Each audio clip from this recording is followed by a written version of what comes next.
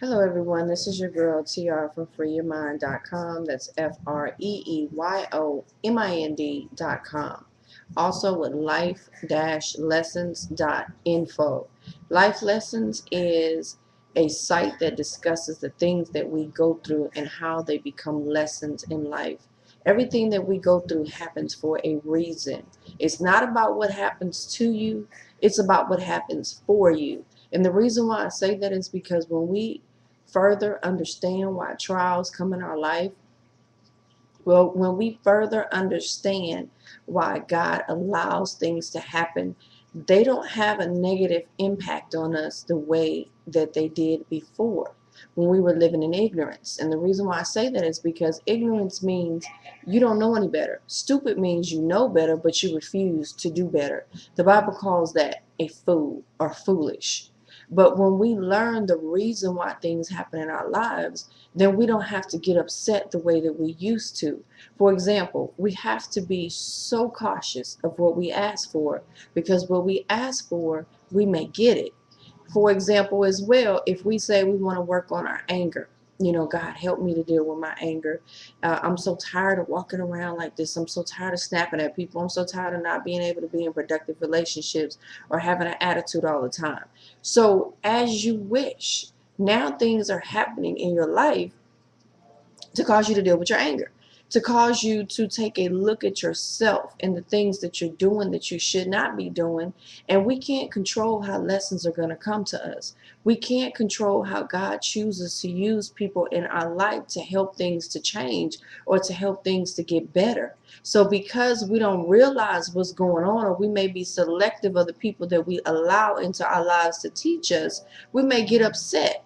And when the lesson comes to us, we may push the lesson away or decide that we really don't want to know the truth, or decide that we don't want to hear it. But you have to be careful what you ask for. I hear people a lot of times say, God, help me to be a better person. Help me to change. Help me not to allow people to control my life anymore. But then that may mean that some things may happen, whereas you have to deal with some people issues. You have to deal with some people problems. So when we realize why this is happening and we stop being so frustrated and say, God, what are you trying to teach me? Then we can get the lesson and say, it wasn't about what happened to me, because this was about what happened for me. And no weapon formed against me shall prosper. So if you are in the right standing with God and you're doing what you're supposed to be doing, then you don't have to worry about the trials that happen in your life. Now, it may feel uncomfortable. Yes, it will. Because in life, sometimes things have to get so difficult to you actually get to a point where you are forced to change. People change by one or two ways: by force or by choice. By choice meaning, you know what, they wake up one day and they say, I can't live like this anymore. I can't be like this anymore. I want to do something different. Or by force, meaning something so detrimental, so bad has to happen in your life that it gets your attention. Sometimes God is like a Verizon wireless commercial. It's like things will get worse and worse and worse and worse. And then it's like, can you hear me now? God's been trying to talk to you the whole time, but you weren't listening. Can you hear me now? Because sometimes we have to be uncomfortable in order to get comfortable. But if we keep refusing the lesson, if we keep refusing to grow, if we keep refusing to learn, then we stay stuck where we are. And the reason why sometimes we refuse is because of rebellion, or we've been told the truth and we just don't want to hear the truth because we're not ready to change. In order to change, sometimes you have to go through an uncomfortable stage. You have to go through an uncomfortable phase where things are going to happen differently in your life that you're not used to, but they're necessary. In today's society, we have things that are so easy for us, so fast paced, but yet we're still dysfunctional. We're more dysfunctional.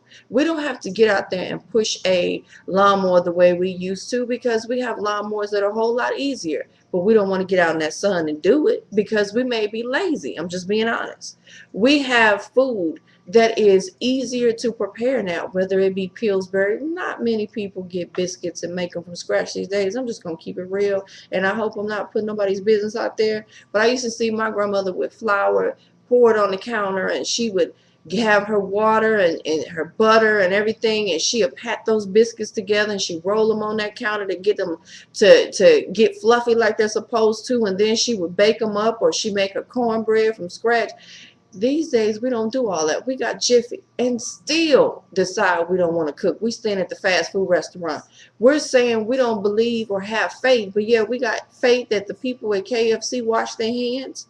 We got faith that the people that are cooking our food are actually in our best interest, after we probably talk bad to them at the window because of the fact that they got the price wrong, or they didn't fix your sandwich the way you wanted to. Then you gonna trust them to fix your food and you just talk crazy to them? We have faith, but we have faith in the wrong things.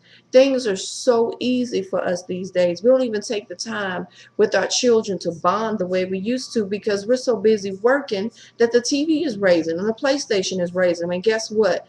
Then you don't know what your children are watching. But that's a whole different story. That's a whole different video when we start talking about the family and the household and why the children are not the way they used to be, and they're getting weaker but yet wiser these days and manipulating the homes.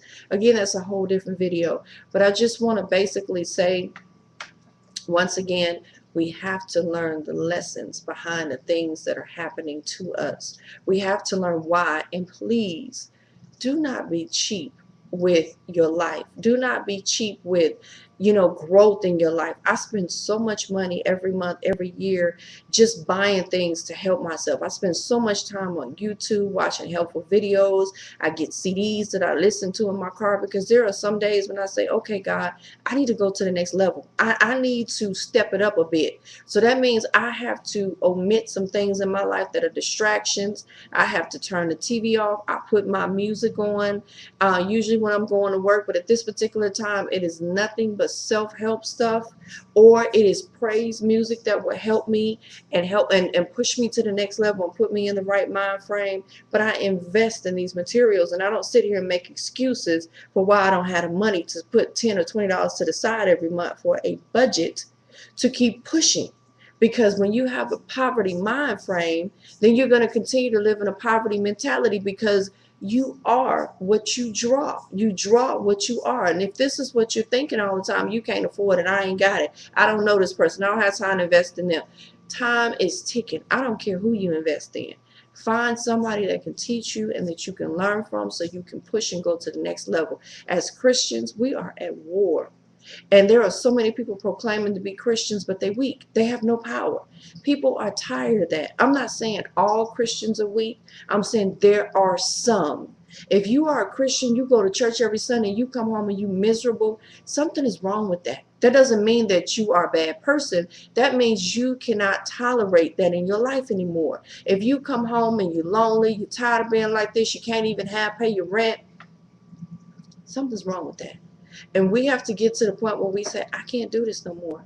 I cannot continue to allow myself to be comfortable in the state that I'm in. So that means you may have to push some things to the side and say, I got to keep it moving. God, I got to seek you. We cannot be afraid to ask God why things are happening in our lives, because we are supposed to study to show ourselves approved. We're supposed to sit down and say, God, something is on my heart. It don't make sense, but I need your help. I need you. Instead of picking up the phone, calling your friend on your cell phone, or texting them, or turning on lifestyles of the rich and famous, or something that has no value in your life. We have to give God time so we can hear him and stop allowing all these distractions in our lives. But once again, this is TR from freeyourmind.com and life-lessons.info. Visit Life Lessons if you would just like some virtual coaching, which is a way of having life coaching, and you don't have to go into an office. You can just do it over the phone.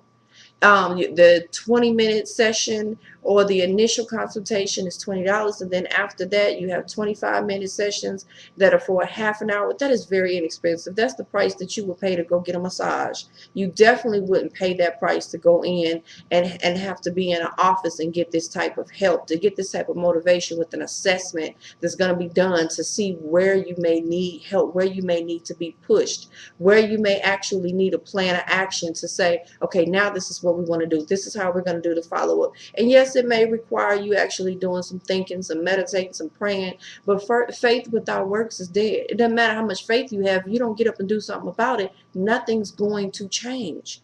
So again, this is Tiara with freeyourmind.com and life-lessons.info. I love you guys and stay tuned.